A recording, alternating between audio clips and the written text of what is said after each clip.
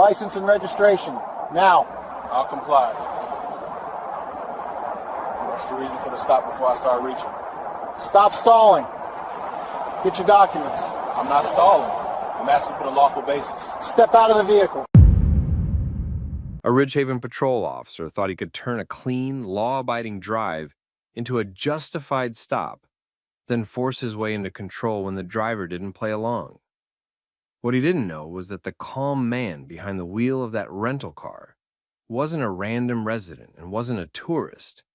He was a state public integrity investigator running a controlled integrity test with concealed audio and video capturing every command, every escalation, and every move toward force. And right then on the shoulder of a two-lane road, the officer made the kind of decision that ends careers and starts indictments. Before we get into how this unfolded, drop where you're watching from, city, state, or country, in the comments. And if you watch these stories because you care about accountability and people getting treated fairly, hit like and subscribe so you don't miss the next one. Now rewind, because this wasn't just a traffic stop. Investigator Darius Coleman worked for the State Attorney General's Public Integrity Unit. He wasn't a patrol cop, and he wasn't there to argue on the roadside. His job was to document misconduct cleanly, preserve evidence, and let the system do the rest. Ridgehaven had been on the task force's radar for years. Complaints about unlawful stops, unnecessary force, and the same pattern afterward. Reports that didn't match what people described, missing footage, and internal reviews that always cleared the same names. The Attorney General's office didn't send Coleman in to make speeches. They sent him in to run a controlled test, the way they'd done in other towns when community complaints kept piling up and internal discipline kept going nowhere. The idea was simple. Put an investigator into normal conditions, follow every law, record everything, and see whether officers created a reason to stop, search, or escalate. Coleman set it up like a lab experiment. He rented a common sedan that wouldn't stand out, something you'd see in any grocery store parking lot. He chose a route that didn't invite excuses. No late-night cruising, no high-crime area framing, no sudden lane changes, no music, no tint, no broken lights, no expired tags. He checked everything twice. He had concealed audio and video running with redundant storage, and he'd already logged the start time. He also had a check-in protocol with the task force, because if Ridgehaven had a reputation for one thing, it was controlling the narrative after the fact. Ridgehaven itself ran on familiarity. People knew which officers were strict and which ones were aggressive. They knew which streets got patrolled hard and which ones didn't. And they knew what it looked like when a stop wasn't about traffic at all. It was about dominance, pressure, and creating a reason after the decision had already been made. Coleman drove through town midday, steady speed, full stops, clean turns, no hesitation. He wasn't there to provoke. He was there to remove every excuse. He wanted the stop, if it came, to be obviously manufactured. It didn't take long. A Ridgehaven cruiser slid in behind him and stayed there. Not passing, not turning off, just pacing him. Coleman didn't react. He kept the same speed. He used his signals early. He stayed centered in the lane. The cruiser stayed. Then the lights came on. Coleman didn't slam the brakes or roll forward like he was looking for a hiding spot.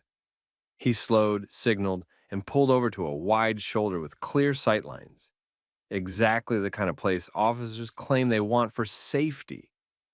He put the car in park. He turned down the air. He placed both hands in a visible position and waited. Two officers approached, Grant Halverson and Tyler Baines.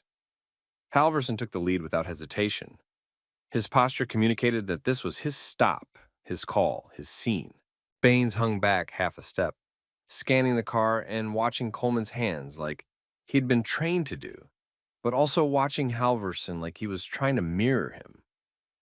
Coleman didn't reach around. He didn't start digging in the glove box. He didn't give them a furtive movement to write later. He stayed still and let them run their script. Halverson started with the kind of opening that usually sounds routine, but was designed to put the driver on the defensive.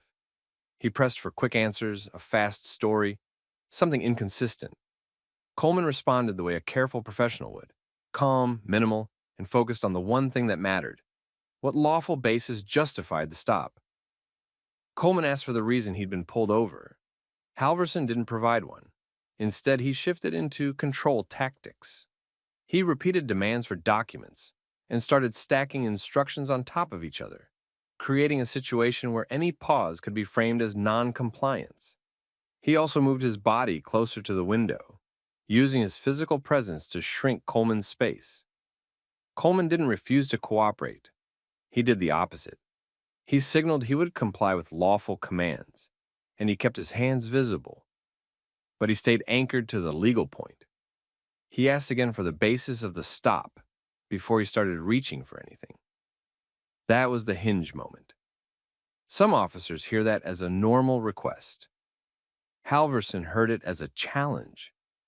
His tone changed, and so did the tempo. The stop stopped being about traffic and turned into a test of obedience. Halverson escalated to ordering Coleman out of the vehicle. Baines shifted position, widening his stance and moving toward a flanking angle, like they were preparing for a pullout. Coleman didn't panic. He didn't argue in circles. He stayed controlled and kept the same strategy. Comply where required, ask for the legal basis, keep everything documented, and don't give them a justification by getting loud or moving fast. Halverson responded by tightening the pressure. He acted like the request for lawful basis was itself the problem. He leaned in, watched Coleman's face, watched his hands, and started building the kind of officer safety story that often shows up in reports when there isn't a real traffic violation to point to. Baines didn't interrupt. He didn't slow it down. He didn't ask Halverson what the stop was for. He stayed in formation. Coleman asked whether he was being detained or whether he was free to leave. He kept his voice level and his body still, because he knew what comes next in towns like this. The paperwork later would say the driver was agitated, argumentative, and refusing commands, even if the footage showed the opposite. Halverson reached the end of his patience with the conversation. The moment Coleman didn't instantly snap into the kind of compliance Halverson demanded, Halverson made it personal. He stopped trying to justify the stop and focused on forcing the outcome. He positioned himself tighter to the door, his shoulders squared. His hand moved toward the frame like he was preparing to act, not talk. And that was the second before Ridgehaven crossed the line from an unlawful stop into something the state could prosecute. Halverson stopped pretending the stop was about traffic. He brought his hand up to the window frame and shifted his weight forward like he was about to force a result.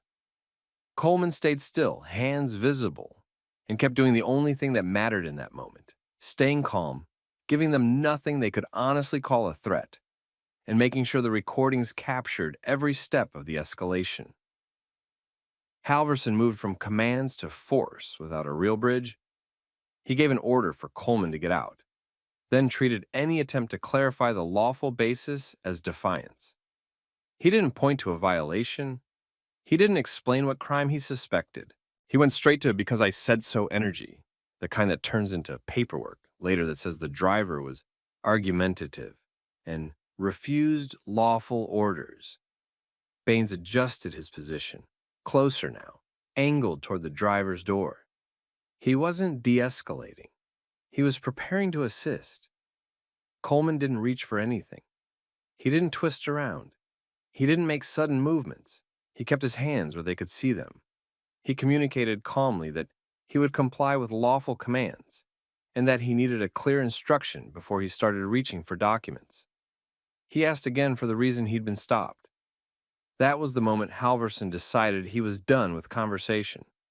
He drew his arm back and drove his bare fist into the window. The sound was sharp and immediate.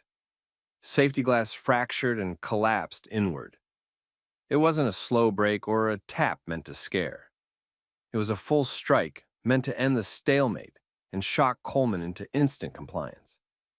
Halverson's hand came back with small cuts, nothing dramatic, but enough to matter. He didn't pause to check it. He used the broken window as the excuse to flood the scene with urgency. He reached in through the opening and grabbed for Coleman's arm. At the same time, Halverson started narrating his version of events out loud, the way officers do when they know cameras are on, and they want their words to shape the story before anyone reviews the footage. He framed Coleman as refusing to comply. He framed the break as necessary. He framed the pullout as officer safety. Baines stepped in. Together they opened the door and pulled Coleman out of the vehicle. Coleman didn't swing. He didn't try to run. He didn't fight them. His body language stayed controlled, and his focus stayed on not giving them an excuse to claim he charged or lunged. But Halverson didn't need a real excuse. He already decided what the report would say. They forced Coleman toward the front of the car and pushed him down onto the hood. Halverson pinned him and moved fast into restraint. Baines assisted, controlling Coleman's arms. One of them called for backup as if they were dealing with a dangerous suspect, instead of a driver who'd been asking for a lawful basis. Coleman kept his voice steady and his movements minimal. He stated that he was not resisting, that he was cooperating, and that he wanted the lawful reason for the stop. He didn't raise his voice. He didn't threaten. He didn't insult. He stayed professional. Halverson kept narrating, tightening the label. He repeated non-compliant in a way that didn't match what was happening. The physical control was already established. Coleman was already restrained. The label was for the report. Within minutes, additional units arrived. The arriving officers didn't ask what traffic violation started it. They didn't ask what crime was suspected. They took cues from Halverson's tone and posture. This is how bad culture spreads in real time. One officer signals, "This guy is a problem," and everyone else falls into formation. Coleman was placed in handcuffs and moved to a patrol car. They searched his person and the vehicle. They acted like they were looking for something that would justify what viewers would later see on video. If they found nothing, the fallback would be the usual: nervous behavior, inconsistent answers, officer safety concerns. Coleman remained quiet when it mattered and spoke only to protect the record. He didn't debate them. He didn't beg. He noted key facts. He'd been pulled over without a stated reason. He'd kept his hands visible, and the escalation started when he asked for the lawful basis. Halverson kept control of the scene and did what officers in cover-up-prone departments often do next. He rushed the reset.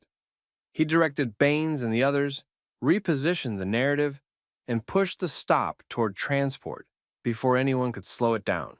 The goal was to get Coleman away from the roadside where outsiders could see and into a station where the department controlled every camera angle and every interaction.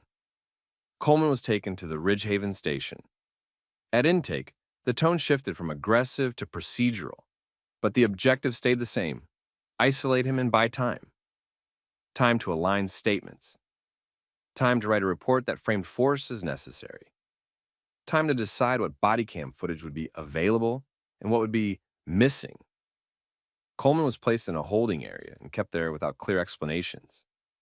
He wasn't treated like someone being legitimately processed for a crime with a clear charge. He was treated like a problem to contain until the department decided how to package the story. Halverson and Baines were already building the paperwork version. They leaned on the standard language: refusal, noncompliance, officer safety. They described the broken window as a response to the driver's actions, not their own choice. They framed a calm request for a lawful basis as a threat to their authority. Coleman stayed controlled because that was part of the test too. A controlled integrity operation only works if the investigator doesn't get baited into behavior that muddles the record. Coleman didn't give them that. He waited, tracked the timeline in his head, and understood the other side of the chessboard. The task force would notice the missed check-in, and that would trigger a response. And while Ridgehaven officers believed they'd just contained another driver they could label and forget, the state was already moving. Because what Halverson did on that shoulder wasn't just misconduct, it was evidence. Ridgehaven thought it had time. That was the mistake departments like this always made. They assumed the person in the holding area was just another driver they could stall, confuse, and paper over. They assumed they could write the report first and let the facts chase it later. But Coleman's operation wasn't built on hope. It was built on triggers. When his scheduled check-in didn't happen, the state task force treated it as a problem, not a delay. They didn't call the station to ask politely. They moved like investigators who already knew the pattern in Ridgehaven. Isolate first, rewrite second.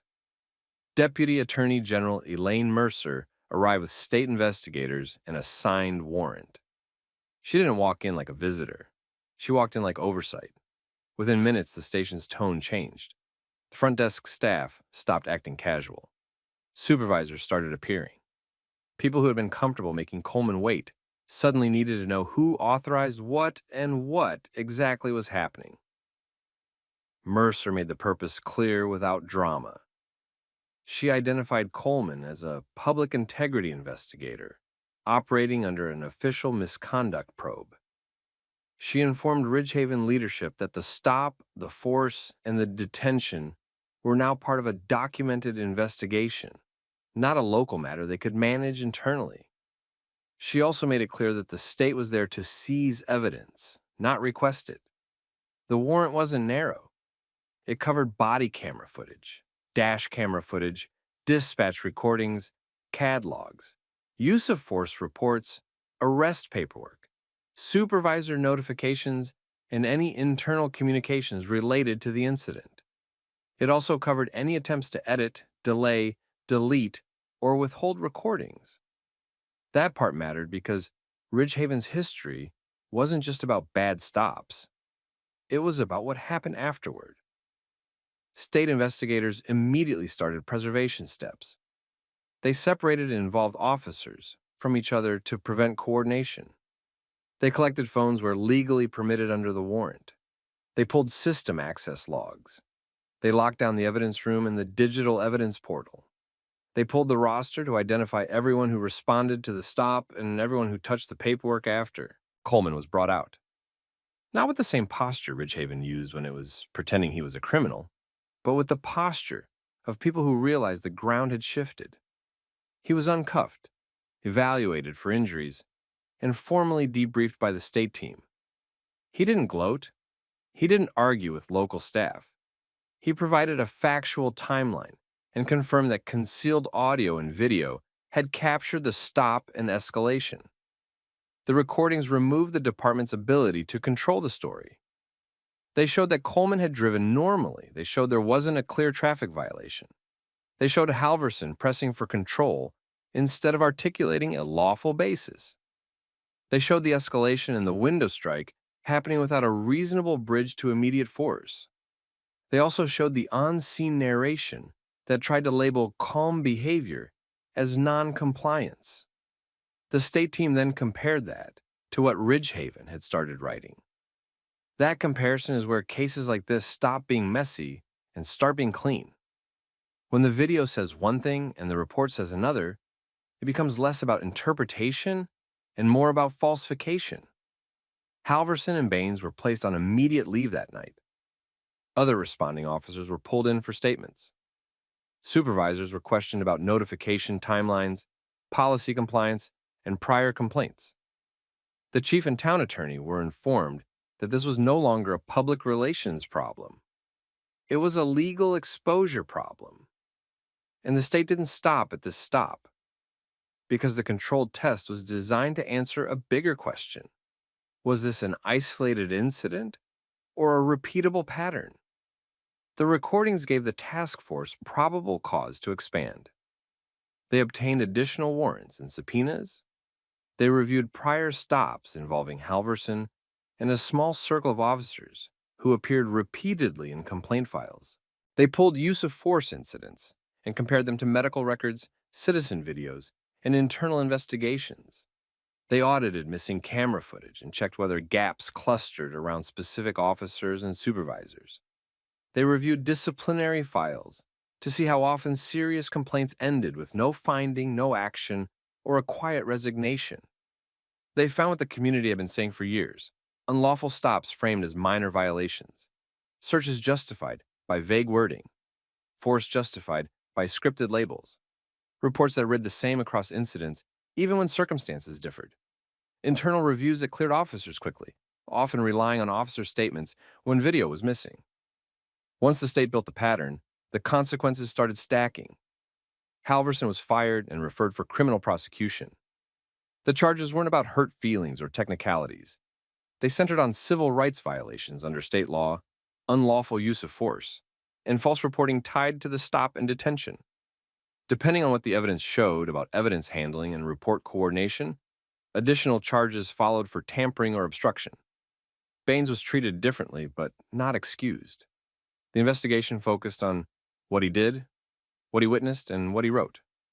If he participated in the false narrative, he faced decertification and criminal exposure. If he cooperated early and truthfully, it reduced some consequences, but didn't erase accountability for actions taken on the roadside. Supervisors weren't safe either. If a sergeant signed off on a report that didn't match the facts, or if leadership ignored obvious red flags, the state treated that as part of the system, not an accident. Internal affairs staff were audited. Prior complaint handling became part of the case file. Ridgehaven's old habit of keeping everything inside the building stopped working once the state started pulling records directly. Then the civil lawsuit hit. Coleman sued the town and involved officers for unlawful stop, excessive force, false arrest or unlawful detention, and civil rights violations. Because he was a state investigator acting in an official capacity, the case didn't stay small. It became a public test of Ridgehaven's policing culture, training, supervision, and discipline failures. Discovery was brutal. The town had to hand over complaint histories, training records, policy documents, staffing patterns, camera maintenance logs, internal communications, and prior settlement information. It wasn't just about Halverson anymore. It was about whether Ridgehaven built a system that produced Halverson and protected him. The settlement was large enough that the town couldn't pretend it was a one-off. Taxpayers felt it. Budget meetings got ugly. Residents demanded names and timelines. People who had been dismissed for years finally had a case number they could point to and say the state agreed something was wrong. Policy changes followed because they had to. The town implemented outside oversight for stops and use of force reviews. Camera policy was tightened with automatic upload requirements and stronger discipline for missing footage. Supervisors were required to document lawful bases for stops in a way that could be audited. The state mandated training and periodic compliance checks. Some officers resigned before they could be terminated. Others were decertified. Recruitment changed because Ridgehaven's reputation changed. Coleman didn't become a hero in the way small towns try to frame these things. He became proof. Proof that staying calm matters. Proof that documentation matters. Proof that systems that rely on intimidation collapse when someone shows up prepared to preserve the truth. And Ridgehaven learned the lesson it had avoided for years. When misconduct becomes routine, eventually someone tests it. And if you fail that test on camera, the consequences don't stay on the roadside. Now here's the question for you. If you were in Coleman's seat, would you have stayed that calm, or would the pressure have pulled you into an argument they could twist later? Drop your thoughts in the comments. Share the story with someone who needs to hear it. And if you want more realistic stories about accountability and justice, like the video and subscribe to the channel. You, let me see your ID. What's the lawful reason you need my ID? Don't argue. ID, now. I'm not refusing. I'm asking for the legal basis before I comply. Stand up. You're being detained if you don't comply. I'm complying. State what crime you believe I committed. The officer stood too close to the counter, voice up, shoulders squared, and he kept pointing at Jordan Wallace like Jordan had done something that needed immediate control. Ethan Klein told everyone in that cafe that Jordan had to show ID right now and step away from the register. Jordan didn't raise his voice. He stayed planted, hands visible, and asked what the lawful reason was. Klein didn't answer that. He repeated the demand, then warned that if Jordan didn't comply immediately, He was going to be detained. That was the moment the room shifted. People stopped talking. The barista froze with a cup in hand, and a couple of phones came up quietly, like people already knew this was about to get ugly. Quick thing, tell me where you're watching from in the comments. Country, state, city, wherever. And if you watch stories where the truth is in the footage and accountability actually lands, hit like and subscribe because this one only makes sense once you see how the report and the body cam didn't match. Now, rewind because this didn't start with shouting. It started like a normal weekday lunch rush. The cafe sat on a corner near a courthouse and a few government buildings. It was the kind of place where suits grabbed espresso, students typed on laptops, and regulars knew the staff by name. People rotated in and out fast. Nobody expected drama. And most people, when a uniform walked in, automatically made space and kept their eyes down. Jordan Wallace didn't come in looking for attention. He was a black man in his early 40s, fit, calm, and tired in the way you get when you've been traveling and working long hours. He was in town on duty-related travel. He wasn't in uniform. He wasn't trying to broadcast what he did for a living. He ordered a coffee, waited his turn, and kept it simple. What most people in that cafe didn't know was that Jordan was an active senior deputy U.S. Marshal. He understood law enforcement policies, constitutional limits, and exactly how fast a small misunderstanding could turn into something bigger when ego got involved. Ethan Klein walked in already scanning. He was a patrol officer, late 20s to early 30s, with that rigid posture some officers use when they want the room to adjust around them. His body cam was on. It captured everything from the moment he entered, including his tone and what he chose not to explain. Klein focused on Jordan almost immediately. Not the loud group, not the guy cutting the line. Jordan, standing quietly at the counter. Klein moved in and started questioning him right there, loud enough for people nearby to hear. He demanded identification and asked what Jordan was doing there. Jordan didn't argue about the request itself. He asked the important question first. What was the reason for the stop? What was the suspicion? What was the legal basis? That question mattered. Because without a clear lawful basis, it wasn't a lawful detention. It was just a demand, backed by a badge in a public place. Klein didn't respond with a reason. He responded with pressure. He told Jordan to stop being difficult. He told him to step back. He told him to produce ID immediately. Jordan kept his voice even. He didn't insult Klein. He didn't threaten anything. He did what trained professionals do when a situation starts sliding. He slowed it down. He made his hands visible. He suggested an off-ramp.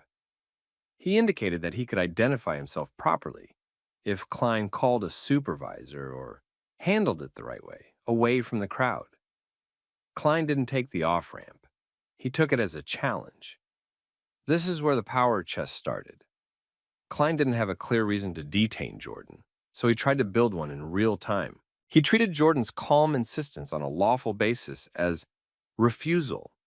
Then he treated refusal as non-compliance. Then he started framing the situation like Jordan was causing a scene, even though the only raised voice in the early moments was Klein's. The barista tried to keep the line moving.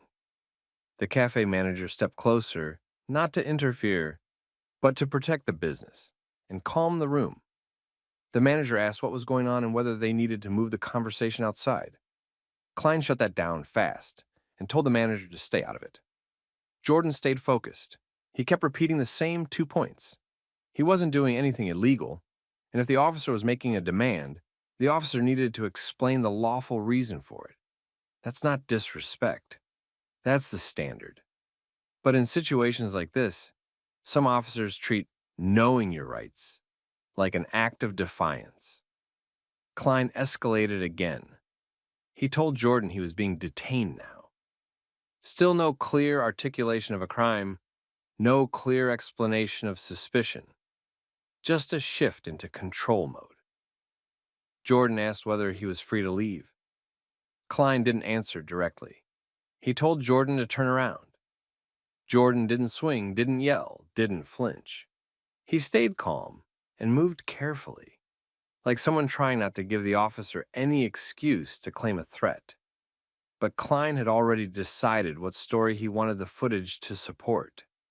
Klein reached for Jordan's arm. Jordan instinctively tensed, not to fight, but to keep his balance and maintain control of his body in a crowded space. Klein immediately labeled that as resistance. He said it out loud, so the body cam would capture the phrase. That tactic shows up a lot. If an officer can't clearly justify the stop, the next move is often to turn the person's hesitation, confusion, or basic physical reaction into resisting, so the focus shifts from the officer's basis to the person's behavior. Now everyone was watching. A patron near the window started recording openly. Another person whispered that Jordan hadn't done anything. Someone else told the person recording to keep filming. The staff looked scared because they've seen how quickly the wrong moment can turn into a lawsuit, a viral clip, or both. Klein ordered Jordan's hands behind his back. Jordan complied in the most controlled way possible, still insisting he wasn't resisting and still asking what he was being arrested for. Klein didn't provide a clean answer. He kept repeating compliance commands and talking over Jordan's questions. Then the cuffs went on. The sound of the ratchet in a quiet cafe is sharp. It turns an argument into a public event. The whole place went silent except for Klein giving commands and the body cam capturing every word. Jordan tried one more off-ramp. He indicated he was law enforcement, that this could be verified quickly, and that Klein needed to slow down and call a supervisor. Klein dismissed it immediately. He treated it like a lie told by someone trying to dodge consequences. He said that part out loud, too, like he wanted the camera to hear his certainty. And that was the real problem. Certainty without basis. Control without explanation. Klein marched Jordan toward the door, past staring customers, past the counter staff, past the manager who looked like they wanted to intervene but didn't want to get arrested next. Jordan stayed upright, calm, and deliberate. No yelling, no theatrics, just controlled breathing and a steady focus on procedure. Outside, Klein positioned Jordan near the patrol car. The body cam angle caught Jordan turning his head slightly to keep the officer in view, to keep the situation documented, and to keep his own tone consistent. Jordan again pushed for verification. He didn't beg.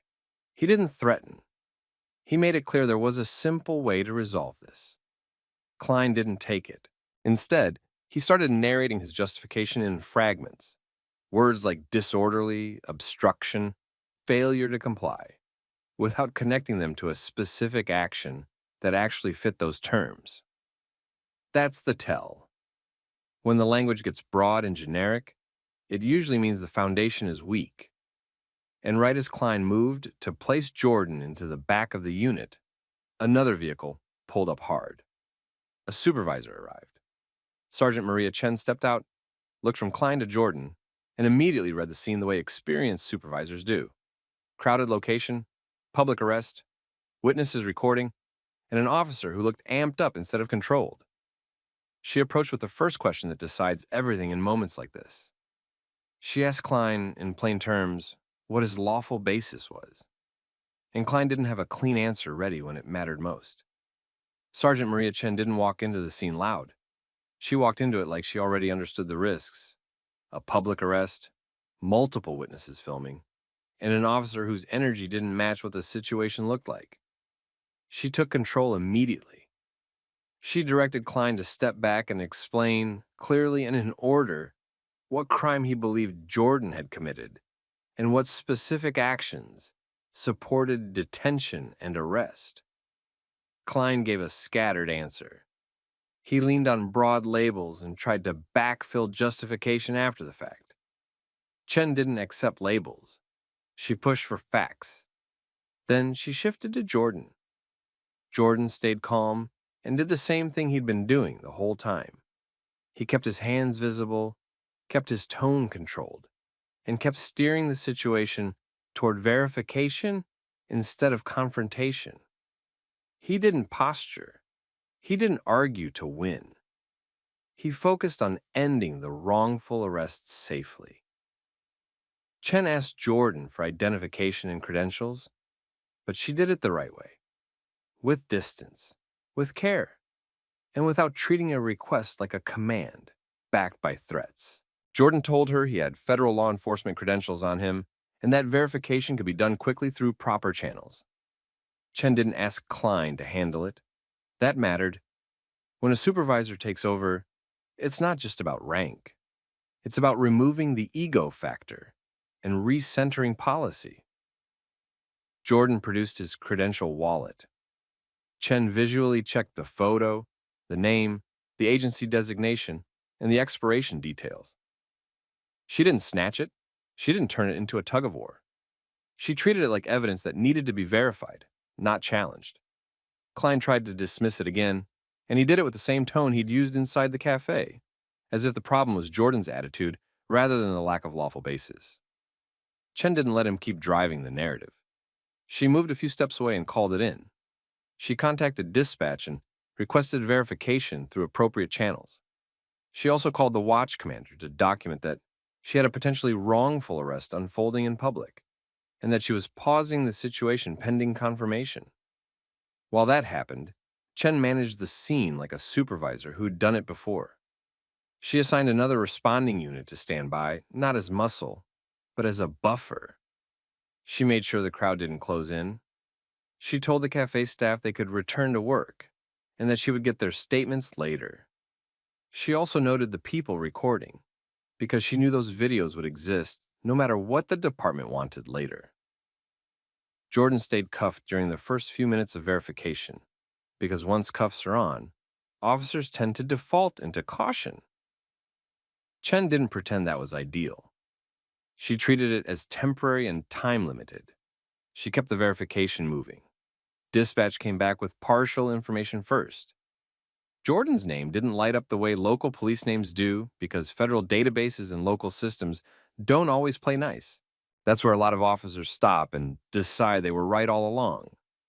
Chen didn't. She escalated the verification to the right source instead of using the system limitation as an excuse. Jordan provided a direct agency contact pathway. Chen placed the call. A duty officer confirmed who Jordan was and confirmed his status. That should have ended everything, and it did, but not smoothly. Chen walked back, now holding the confirmed verification in her hand, like a switch that changed the entire legal situation. She directed Klein to remove the cuffs immediately. Klein hesitated for a second, like he was deciding whether to comply or argue. Chen didn't give him space for debate. She made it clear this was no longer optional. Klein removed the cuffs. Jordan rolled his wrists once, not dramatically, just checking the stiffness. He didn't take victory laps. He didn't taunt. He didn't raise his voice.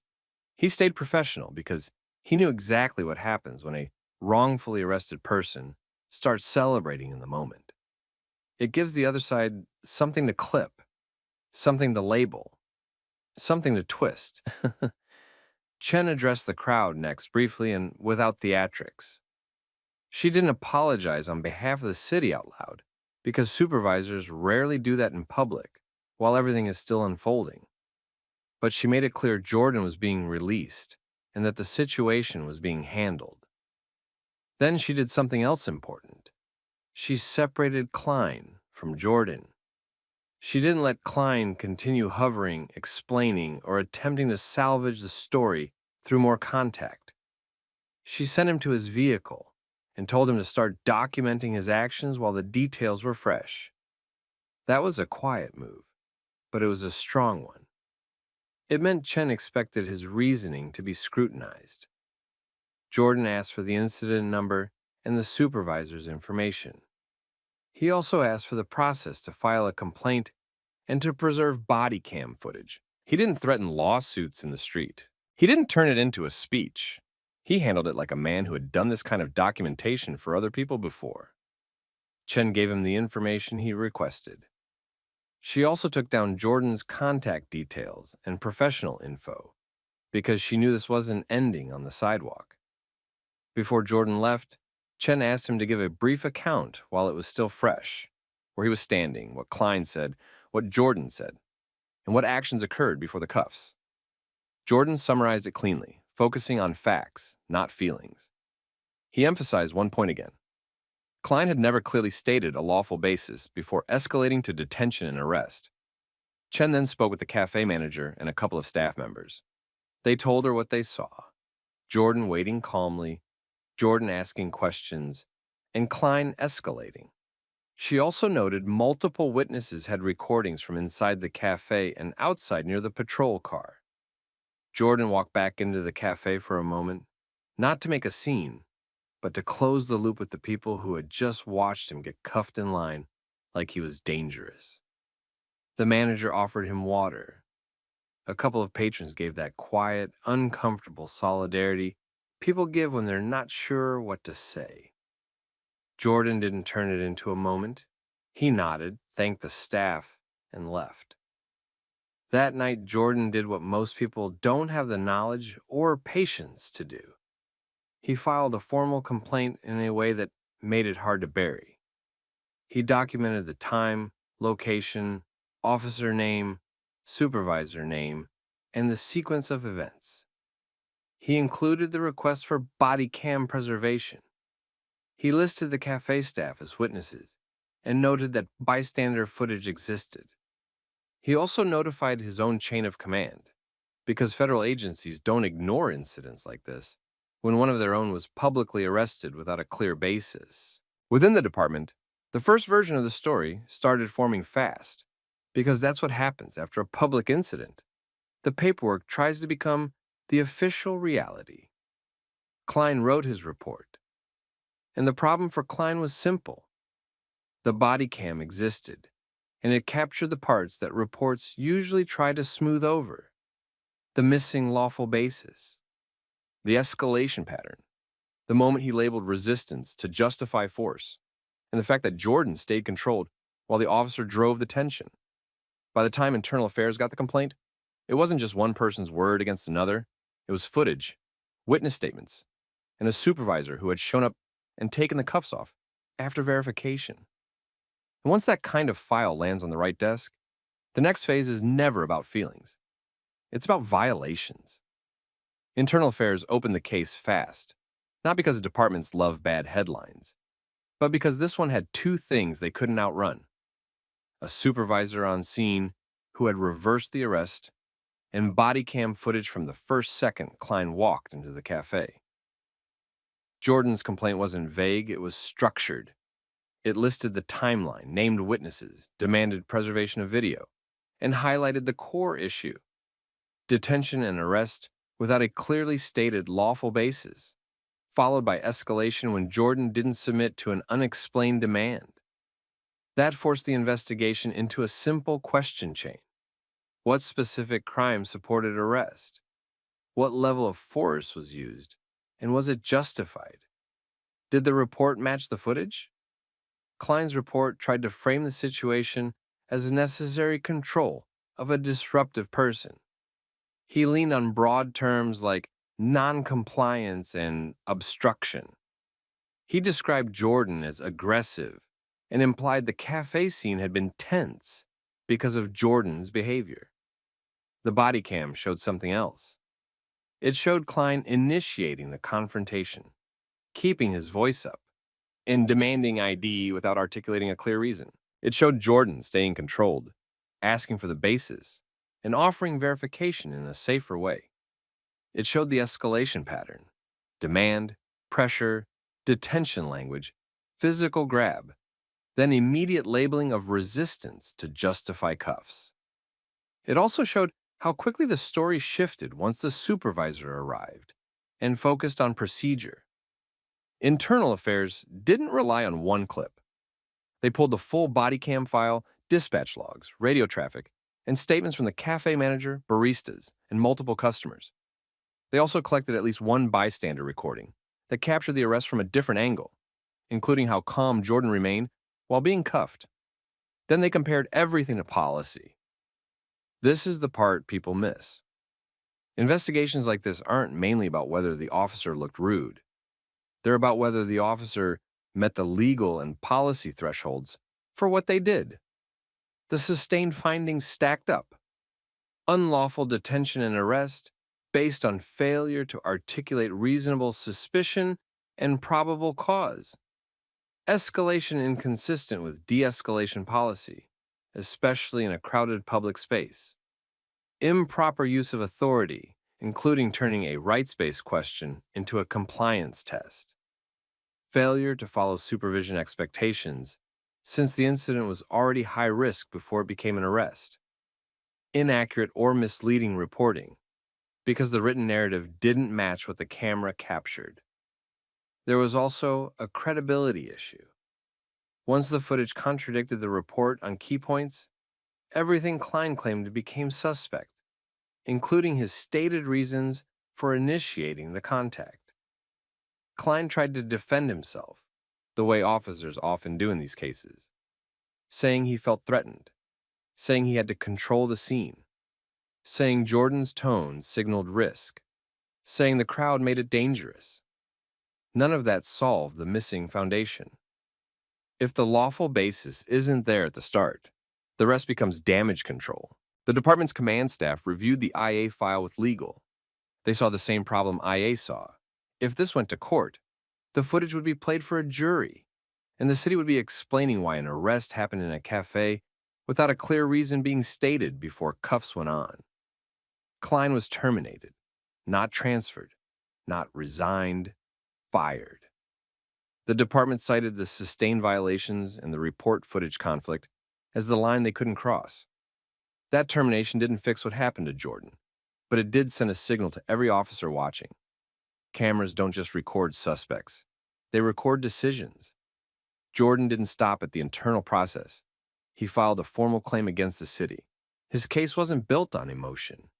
It was built on documentation, unlawful arrest, public humiliation, restraint without cause, and the risk created by an officer escalating in a packed cafe. The city settled. Settlements don't always mean someone admits wrongdoing on paper, but they do mean the city's lawyers saw the exposure and chose a controlled outcome over a public trial. The settlement included money, but the non-money terms mattered more. The city agreed to policy and training changes tied to the exact failure points.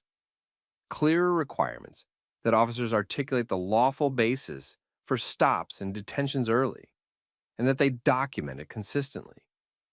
A supervision trigger for public discretionary arrests in low-level situations, requiring a supervisor check-in when feasible before escalation, not after. A stricter standard for labeling resistance, including guidance that minor body movement, confusion, or reflexive tension could not be used as a shortcut justification without clear supporting facts. Bodycam audit changes, including random audits and targeted audits, when complaints alleged unlawful stops or report inconsistencies. A review process that compared arrest reports to bodycam footage in certain categories of cases, instead of assuming the report was the truth by default. Refresher training on detentions, arrests, and constitutional standards, with scenario-based work that forced officers to practice articulating the basis cleanly under stress. Those changes didn't erase the incident, but they changed what the department could ignore going forward. For Jordan, the outcome was complicated. He didn't want to be the example. He wanted coffee and a quiet lunch. But he also understood the larger point. Most people don't have federal credentials, the confidence to stay controlled, or the knowledge to demand proper verification without escalating the risk. Jordan kept working. He didn't do interviews chasing attention. He kept his focus on the job and on making sure the paperwork trail stayed intact, so the system couldn't quietly rewrite the event later. Sergeant Chen's role stayed important too. Her actions didn't just correct the moment. They created the record that made accountability possible. She arrived, asked for the lawful basis, verified credentials the right way, and separated ego from procedure. That kept the situation from getting worse, and kept the department from pretending it never happened. And Klein's firing became a cautionary lesson inside that agency. If an officer couldn't explain the reason for a stop, the stop shouldn't happen. If they couldn't explain the reason for an arrest, the cuffs shouldn't go on. If their report didn't match the footage, their career could end. Now, here's the question for you watching. If you were in that cafe, what would you have done? Would you have recorded? Would you have spoken up? Or would you have kept your head down because it felt safer? Drop your thoughts in the comments. And if you've ever seen a situation where the truth was in the footage and accountability actually landed, share what happened. Or what? And don't forget to like, subscribe, and turn on notifications because these stories keep coming. And the next one is just as real. Sure, sir. Identification, now. I was verified through TSA and boarding. I can cooperate through a private verification process. No, you're refusing a lawful request. That's suspicious. I'm not refusing verification. I'm refusing to display sensitive credentials in a cabin. Stand up. You're coming off this plane. I'm federal. Forcing this in public All right, so picture this. A man was already seated on a packed morning flight, belt buckled, phone on airplane mode, acting like every other passenger who just wanted the door to close and the plane to move. Then a flight attendant stopped in his row, leaned in and asked him for identification. Before he could even finish explaining, an airport police officer stepped into the row behind her and repeated the demand, louder, like it was already an order. The man stayed calm. He kept his hands visible. He explained that his identity had already been verified through TSA screening and the boarding process, and that pulling out sensitive credentials in public could compromise an ongoing federal operation. He offered alternatives, the kind professionals use when they're trying to solve a problem without creating a scene. The officer treated that calm refusal like it was a confession. He told the man he was being suspicious. He warned him he could be removed from the plane. Passengers stopped pretending they weren't listening. Heads turned. A few phones tilted upward like people were trying to record without making it obvious. And that's where this went from a routine flight to a public power contest in a tight aisle, with nowhere to step away. Quick thing, where are you watching from today? Drop your state or country in the comments. And if you watch stories about people staying calm while someone with authority pushes too far, hit like and subscribe, because these situations get expensive when ego takes the wheel. Now rewind. Now rewind to how it started, because this didn't begin with chaos. It began with one decision to escalate something that should have stayed discreet. The man was Special Agent Marcus Reed. He was undercover FBI, traveling under a cover identity tied to a long-running case. He wasn't on that flight for convenience. He was on that flight because he had a scheduled meeting later that day, connected to an operation that depended on timing and staying unnoticed. He had already passed the normal airport checks. TSA verified identity at screening. He cleared security. At the gate, his boarding pass scanned and matched the manifest. He boarded and sat down like every other passenger. That's why the confrontation mattered. The system had already done what it was designed to do. So when someone came back for a second ID check after boarding, it usually meant someone reported a concern without hard evidence. That's the moment where judgment matters. Before the cabin door closed, a flight attendant walked down the aisle and stopped at Reed's seat. She didn't say he had threatened anyone. She didn't say his ticket didn't match. She didn't say there was an emergency. She said she needed to confirm his identity again. Reed told her he'd already been verified through TSA and boarding. He told her he could cooperate through the airline's process if needed, but he couldn't expose sensitive credentials in a cabin full of strangers. He pushed for a private solution. Verify him through proper channels, not in front of passengers. The flight attendant didn't resolve it. She stepped back and signaled for airport police. An officer boarded and came straight to Reed's row. No quiet check near the front. No pulling him aside first. The officer positioned himself in the aisle so everyone nearby could see who had control. The officer demanded ID. Reed repeated the same thing. He was already verified through the airport process, and he could be verified again the right way, but he could not pull out sensitive credentials in public without compromising an operation. This is where the power chess started. The officer didn't treat it as, how do we verify this safely? He treated it as, you're going to do what I say. He labeled Reed's refusal as suspicious. He framed it like Reed was dodging identification. He raised the consequences out loud so everyone could hear them, comply, or get removed. That public framing mattered. Once it's said in front of passengers, backing down feels like losing. And some people would rather be wrong than look wrong. Passengers started recording. Some held phones up openly, some kept them low. Either way, the room shifted. Once cameras are involved, every move becomes evidence, and every tone becomes part of the record. Reed stayed in his seat. He did not reach for anything. He did not get pulled into the officer's tempo. He kept repeating the same point. Verify him through official channels, not in the cabin. The officer signaled towards the door and called for backup. And right there, Reed understood the direction this was going. The officer wasn't trying to verify him anymore. The officer was trying to force a public win. Backup came onto the plane fast, and that's when the whole thing stopped being a check and became a removal. 2 more airport officers stepped into the aisle behind the first one. Now, Reed wasn't dealing with one person demanding ID. He was dealing with a small team standing over him while the cabin watched. And the officer made sure the cabin watched. He kept the conversation loud enough for nearby rows to hear. He kept repeating the same framing. Refusal equals suspicious.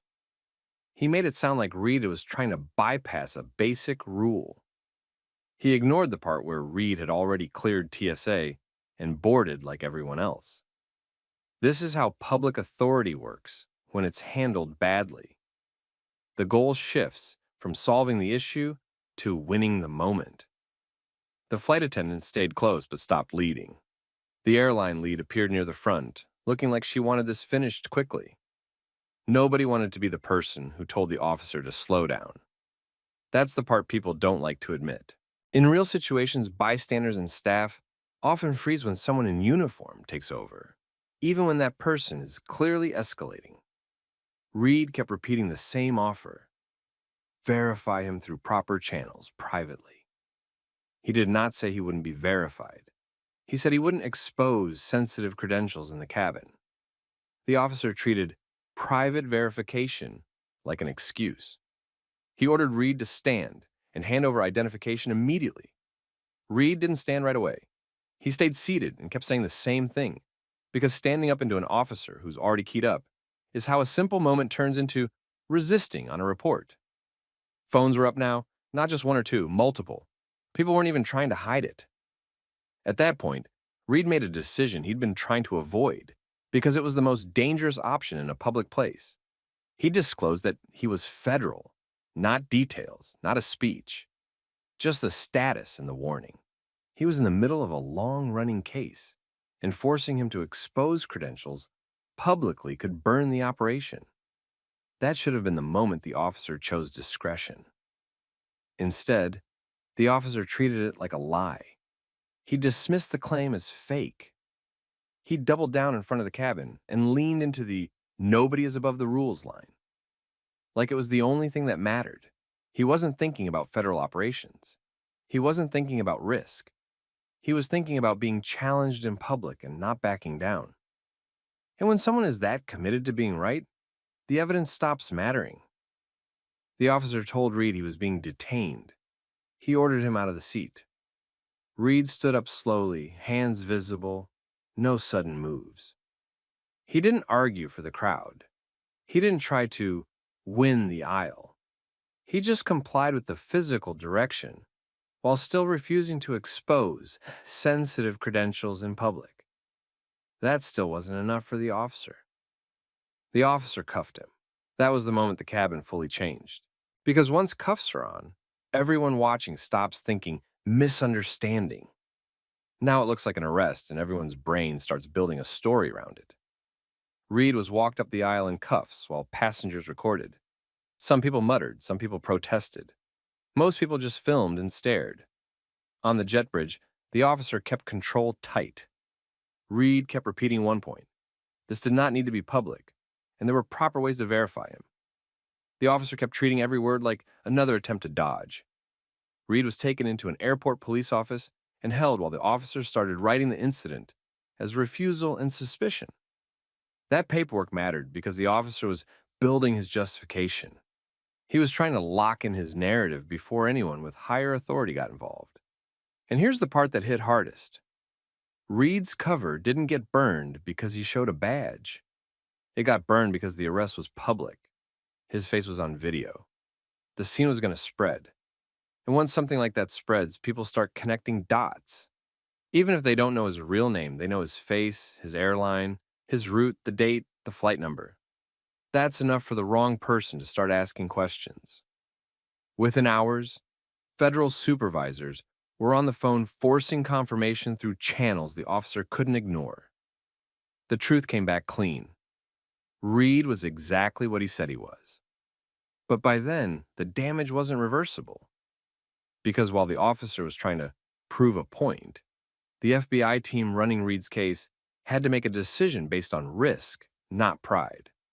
And the safest decision was brutal. Abort the operation before the exposure got someone hurt. The FBI didn't treat what happened as a bad interaction. They treated it as an exposure event.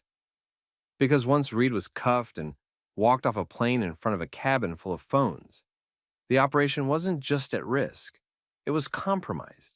That's the part the officer never understood. Reed didn't need his real name leaked for things to go wrong. All it took was a public scene tied to a date, an airport, a flight, and a face. Within hours, the video started circulating, first as a shaky clip with no context, then with captions, then with people stitching in commentary, then with passengers posting their own angles. Some people framed Reed as a problem because they only saw refused ID. Others pointed out the obvious. He had already passed TSA and boarded, and the officer escalated it into a public arrest. This is what always happens when authority overreaches in a confined space. It becomes a debate online before the paperwork is even finished. Behind the scenes, Reed's supervisor was already in containment mode. The federal team running the case started making calls that had nothing to do with defending Reed's pride and everything to do with protecting the investigation. They pulled contacts, they paused meetings, they changed locations, they started treating every planned movement as compromised. And then came the hard decision. The operation was aborted. That's not a dramatic announcement. It's a quiet shutdown that looks like nothing to the public but costs months of work. Informants get spooked. Targets go dark. People who are finally talking stop answering. The chain breaks, and rebuilding it can take years, if it's even possible again. Meanwhile, at the airport, the local department tried to hold the line. The officer's report framed Reed as suspicious and non-compliant. It leaned on the simplest narrative. The officer asked for ID, and the passenger refused. It avoided the part where Reed offered private verification options. It avoided the part where Reed stated federal status. And it definitely avoided the part where the arrest happened inside a plane full of witnesses. But witnesses are the problem with that kind of report. Multiple passengers gave statements. Some confirmed the officer escalated quickly. Some confirmed Reed repeatedly offered verification through proper channels. Some confirmed the officer dismissed Reed's federal claim without checking. And of course, the videos backed up the core issue. This wasn't a safety emergency. This was an ego situation that turned into a public arrest. Once federal confirmation came through, the department couldn't pretend they had caught someone dangerous. They had detained a verified federal agent who was traveling for work, and they had done it in the loudest way possible. That's when oversight kicked in. Airport administration wanted answers because the incident happened on a plane and delayed operations. The airline wanted distance because the cabin footage made them look like they helped escalate instead of de-escalate. The city's legal team wanted details because once a false arrest becomes public with video, the next step is predictable. And Reed wasn't just annoyed. He was damaged professionally. His cover identity was now tied to a viral confrontation. His face was now linked to an incident involving law enforcement. His travel was now something strangers could track backwards. The FBI had to assume the wrong people could find that video. And in long-running cases, assume is enough to shut everything down. A formal review started moving. Internal affairs at the department, airport police leadership, city attorneys, and federal legal staff on Reed's side documenting everything. The timeline, the verification already completed, the refusal to use private verification options, the escalation, the arrest, and the operational harm. Then came the ruling. The arrest was improper, not unfortunate, not miscommunication, improper. That ruling mattered because it set the tone for what came next. Once it's documented that the detention and arrest were unjustified, the question becomes how much it's going to cost and who is going to be left holding the bill. The city got hit with a civil rights lawsuit. It wasn't about hurt feelings. It was about unlawful detention, misuse of authority, and the obvious failure to use reasonable verification methods when they were offered. It also highlighted something departments hate seeing in writing, that the escalation happened publicly and unnecessarily, and that the officer ignored safer options because he wanted compliance on his terms. And while the lawsuit moved forward, the public pressure didn't stop. News outlets picked it up because it had everything: a plane, an arrest, video, and a confirmed federal agent. Commentators argued about rules versus judgment. Regular people asked a simpler question: why didn't the officer just verify quietly instead of turning the cabin into a stage? The department tried to control the story at first. Standard statements. We take it seriously. We're reviewing. But the video made those statements weak because the public could see the escalation with their own eyes. And the more attention it got, the harder it became to protect the officer. Because now it wasn't just about one arrest. It was about training, supervision, and whether this kind of behavior was tolerated until it finally became expensive. Once the arrest was ruled improper, everything moved from incident to liability. The city's attorneys didn't want a drawn-out public trial with multiple passenger videos, a verified federal agent, and an officer on record dismissing private verification options. That's the kind of case where every bad decision gets replayed, slowed down, and explained to a jury. So the lawsuit didn't stay theoretical for long. A civil rights case hit the department, and the number attached to it was the kind that wakes up leadership instantly: $2 million. And here's what made it worse than the money. The case wasn't complicated. It didn't require expert debate about split-second danger. It was about basic judgment. The passenger had already cleared TSA and boarded. He offered ways to verify privately.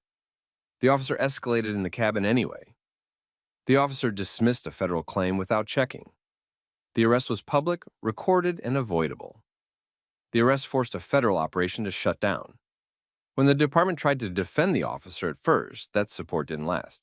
Because once federal confirmation was documented and the video spread, backing the officer meant backing the idea that an officer could ignore safer options, create a public scene, and then justify it as rules. Leadership shifted fast. Internal findings focused on the officer's decisions, not Reed's behavior. The reports emphasized escalation, failure to use available verification channels, and unnecessary public detention. Then came the career part. The officer was fired, not suspended, not reassigned, fired. And it wasn't framed as a technicality. It was framed as conduct and judgment, turning a manageable situation into a public arrest, ignoring alternatives, and exposing the city to major liability. The department also had to deal with what departments hate most: policy changes forced by embarrassment. New procedures were rolled out at the airport. The goal was simple: stop this exact scenario from happening again. The new rules were built around common sense that should have been used the first time. If a passenger is already screened and boarded, additional ID checks require a clear reason and a supervisor. If a passenger claims federal status or sensitive credentials, officers must use a private verification process instead of demanding documents in public. De-escalation steps are mandatory before detention on an aircraft, unless there's an immediate threat. Any attempt to remove or arrest a passenger must be documented with specific facts, not just refused. Because refused isn't a reason by itself when a person is offering verification another way. That's the whole lesson. On the FBI side, Reed didn't get a victory lap. He got a closed case file. The operation he was traveling for didn't restart. The targets went quiet. The contact chain broke. The months of work didn't come back just because the city paid money later. Reed was reassigned, not as punishment, but because his cover was unusable. And that's the part people miss when they only focus on the lawsuit number. The officer lost his job. The city lost $2 million. But the real cost was the mission that got burned for no good reason. And all of it started because someone wanted compliance in public more than they wanted a correct outcome in private. That's the takeaway. Rules matter. Verification matters. Safety matters. But when authority gets used like a stage performance, it stops being about safety and starts being about ego. And ego is expensive. So let me ask you, if you were a passenger watching that go down, what would you have done? Would you record? Would you speak up?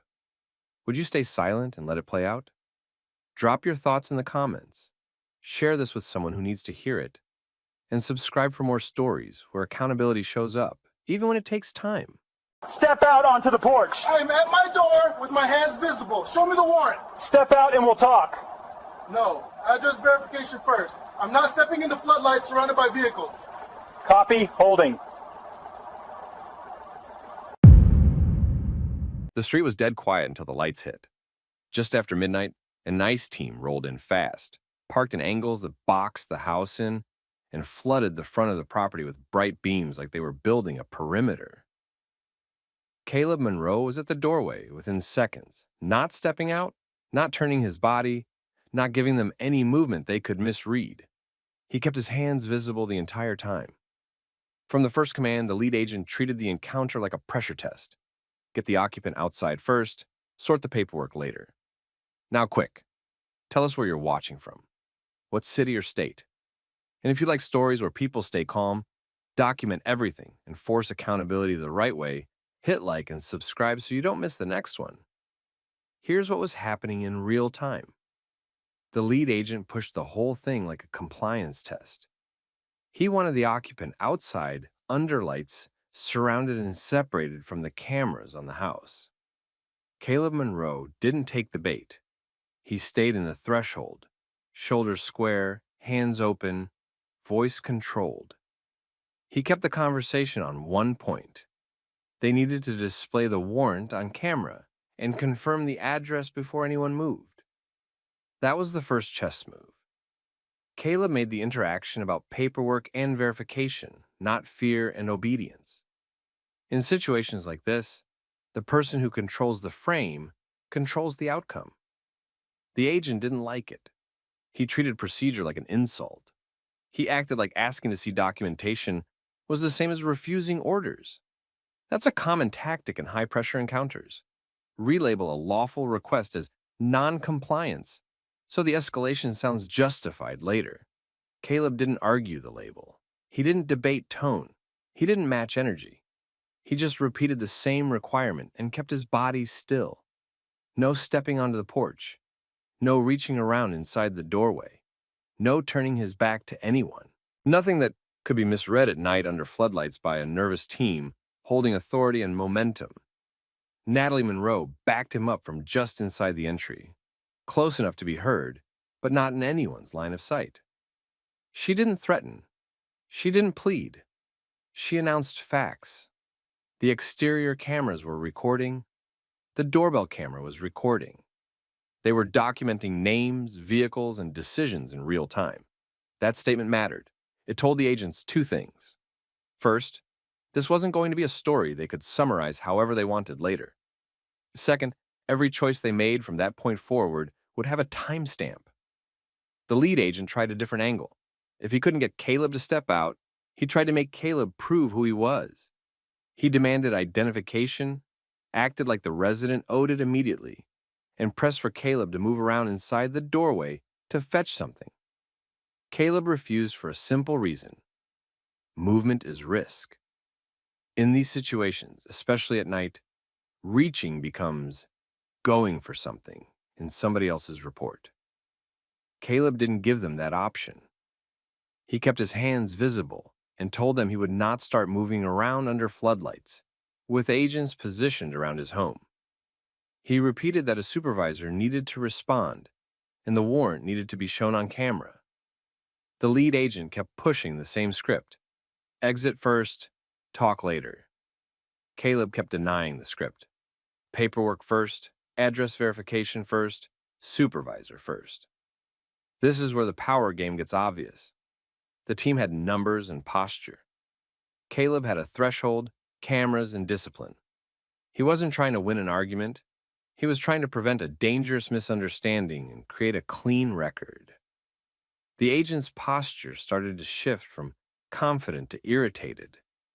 Not because Caleb was loud or disrespectful, but because he wasn't giving them a lever. They couldn't use fear.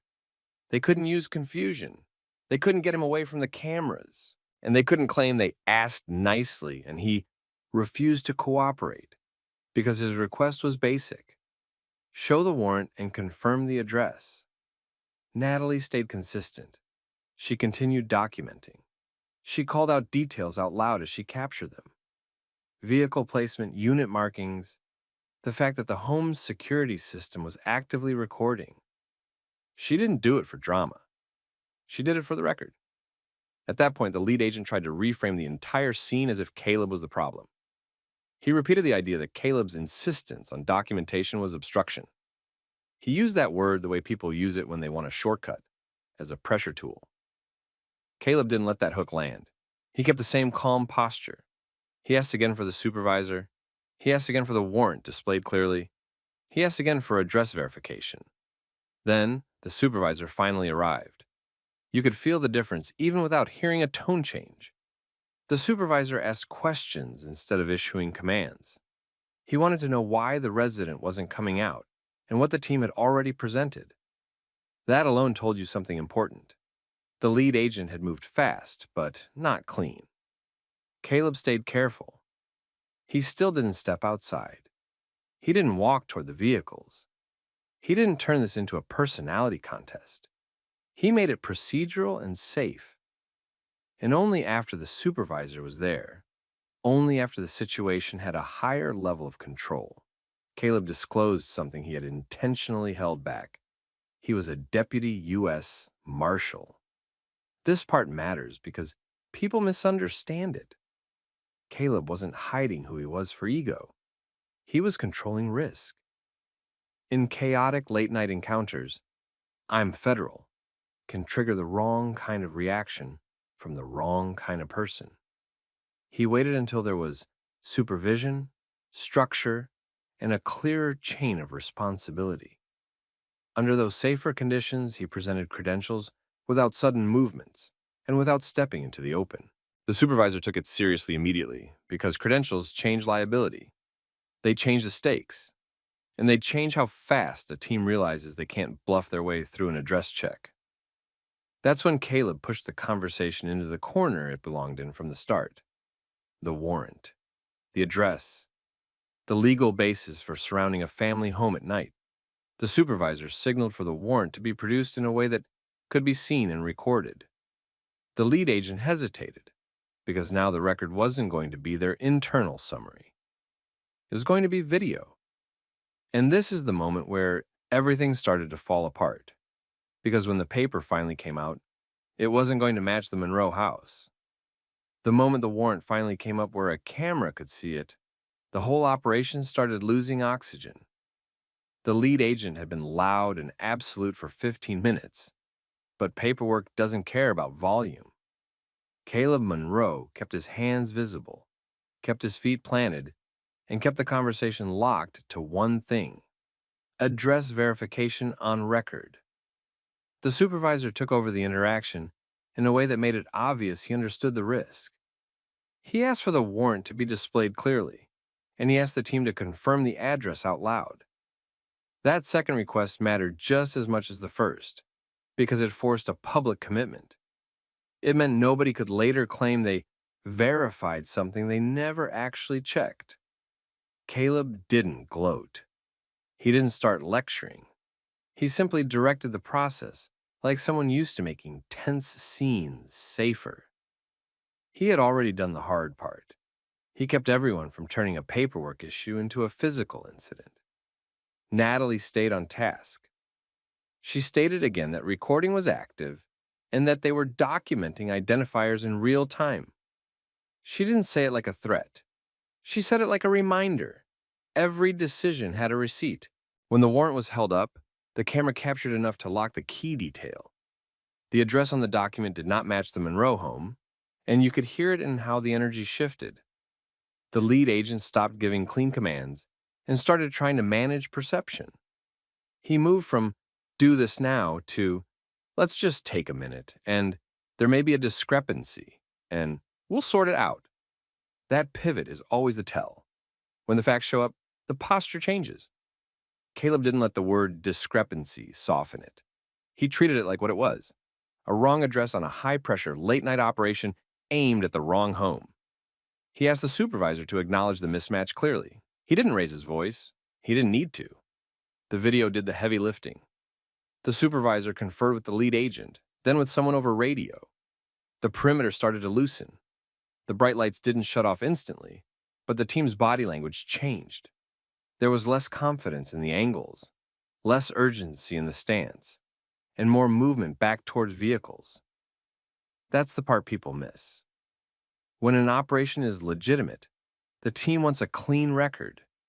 When it isn't, the team wants a clean exit. The lead agent tried to slide the moment into a quiet retreat. He signaled the group to pull back like this was a normal, no-contact situation. No apology. No acknowledgement of the pressure they brought to the wrong door. Just an attempt to erase the escalation by leaving quickly. Caleb did not allow that. He kept his position and asked for identifiers before anyone left. He requested the lead agent's name, badge number, and the supervisor's information. He asked for the incident number tied to the attempted warrant service. He requested the case reference attached to the warrant. He also requested the office field contact for follow-up. The lead agent tried to deny the request at first, implying Caleb didn't have a right to any of it. That was the last grasp at control. He had lost the address, so he tried to keep the narrative. Caleb didn't argue rights in circles. He asked the supervisor, directly, to provide the identifiers and the incident number. He made it clear he was preserving footage and would be filing formal records requests and complaints. And he wanted the information that prevented the story from being rewritten. Natalie backed that up by stating again that the cameras were capturing vehicle plates and unit markings. She didn't say it with attitude, she said it with certainty. The team could refuse to speak, but they couldn't refuse the lens. At that point, the supervisor did what supervisors do when they realize a situation is indefensible. He started reducing exposure. He provided enough information to create a traceable record. He confirmed the team was disengaging due to an address issue. He instructed the lead agent to stand down and move the vehicles. It wasn't a victory speech. It was damage control. The vehicles repositioned. The lights started to swing away. The radio chatter shifted from "control the scene" to "close it out." Caleb still didn't step outside. He didn't chase them down the driveway. He didn't escalate. He stayed consistent and safe until the last vehicle was gone. Then, the real work started. Inside, Caleb and Natalie moved like people who understood exactly how stories get cleaned up after the fact. They didn't rely on memory. They relied on documentation. Caleb immediately preserved the footage. He made redundant copies. He documented the time the first vehicle arrived, the time the first command was issued, the time the supervisor arrived, and the exact moment the warrant was displayed. He wrote a timeline while it was still fresh, because timelines written later get attacked as reconstructed. Timelines written immediately read like evidence.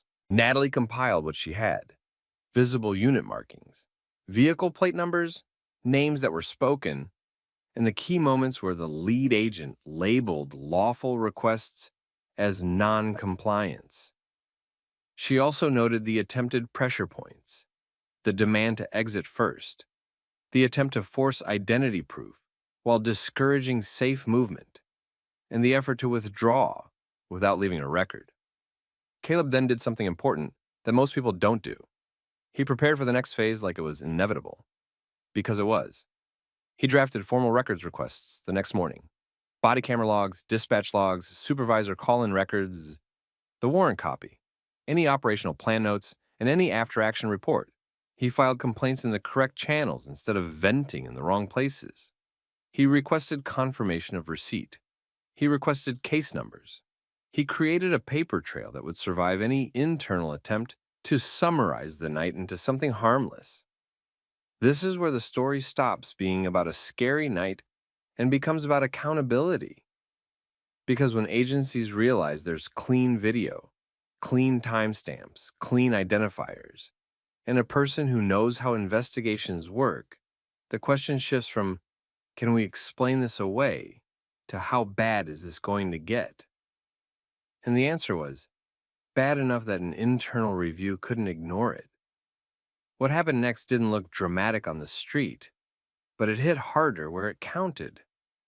By the next morning, Caleb Monroe had already turned the night into a clean record. He had the preserved footage, a written timeline, the identifiers he could confirm, and a list of exactly what he needed pulled from the agency side. He didn't treat it like a misunderstanding that would fix itself. He treated it like an event that would get minimized unless someone forced it to stay specific. The first wave was paperwork and oversight. Records requests went out fast and in the right order. Dispatch logs, call notes, the operational checklists, the copy of the warrant, any supplemental documentation showing address verification steps, the roster of who was assigned, who approved the approach, and who made decisions on scene. Caleb also filed formal complaints through the channels that trigger tracking numbers, not the channels that trigger apologies. That detail mattered because the agency response started the way these things usually start: vague reassurance, broad language, and an attempt to frame it as a simple address mix-up with no real harm. Caleb didn't let them float above the facts. He answered with timestamps and video clips that matched specific actions to specific individuals. Then the internal review had a problem. The footage showed the order of events clearly. Vehicles arriving with a heavy posture, commands to exit before documentation was presented, repeated refusal to display the warrant until a supervisor arrived, and the shift in behavior the moment the warrant was finally visible. It also showed something that reviewers can't ignore when it's recorded: the team treating procedure like defiance. When investigators pulled the warrant copy and compared it to the Monroe address, there was no wiggle room. The document did not authorize activity at that residence. That should have been the end of it. But the review kept going because the address mismatch wasn't the only issue. The team's decision-making became the issue. The review focused on who pushed escalation and why. It mapped the choices. Who decided to surround the home? Who decided to demand an exit first? Who refused to present the warrant when asked repeatedly? And who tried to reframe lawful requests as obstruction? The more those decisions got pinned down, the more the lead agent became the center of gravity. And then the paper story started colliding with the video story. Internal reviewers compared statements, radio traffic, and draft summaries to what the cameras captured. Every time the narrative tried to soften the posture or the pressure, the footage pulled it back into reality. That's the difference between an internal memo and a recorded night. One can be rewritten, the other can't. The lead agent tried to defend the approach as standard operations under urgency. The problem was that urgency didn't explain the refusal to verify the address on record, or the push to get the occupant outside before showing documentation, or the attempt to leave without creating a traceable incident record. The supervisor's conduct landed differently. The review noted that once supervision arrived, the scene moved toward verification and disengagement. That didn't erase what happened, but it separated who escalated from who stabilized. The consequences started internally and then became unavoidable externally. The lead agent who drove the escalation faced major discipline tied to decision-making, conduct, and how the incident was handled after the mistake became clear. The agency couldn't publicly posture around it because the footage created a direct comparison between what was done and what policy required. The internal review didn't need assumptions. It had the sequence. Then came the civil side. Caleb and Natalie's documentation made it hard for anyone to argue there was no impact. A late-night perimeter at the wrong home, high-pressure commands, refusal to present documentation promptly, and an attempted quiet withdrawal without proper identifiers created exposure the agency could not shrug off as harmless. That is how the settlement number climbed. The case resolved with a $10 million settlement, not because anyone wanted headlines, but because the evidence wasn't debatable. The footage showed an operation executed at the wrong address, the pressure tactics used to force compliance before verification, and the shift toward retreat only after the paper was forced onto camera. After that, policy tightened in a way that made the agency admit the real lesson without saying it out loud. They implemented stricter verification steps before residential approaches, clearer rules about presenting warrants promptly when requested, stronger standards requiring address confirmation before demanding anyone exit a home, and a sharper emphasis on de-escalation when uncertainty exists, especially at night, where misinterpretation risk is highest. Caleb and Natalie didn't celebrate like it was a win over a person. They treated it like a win over a pattern. Their focus stayed on the same thing from the doorway to the settlement: procedure, documentation, oversight. And that's the point of this story. A lot of power relies on people freezing, panicking, or moving too fast. Caleb didn't do any of that. Natalie didn't do any of that. They kept the scene calm, forced verification, and built a record that outlived every excuse that came later. Now let me ask you something. If bright lights hit your home late at night and a team demanded you step outside before showing documentation, would you stay focused, or would the pressure push you into motion? Drop your thoughts in the comments and share the story with someone who needs a reminder that calm, cameras, and clear boundaries can change outcomes. And if you want more real, grounded stories about accountability and consequences, make sure you like this video and subscribe to the channel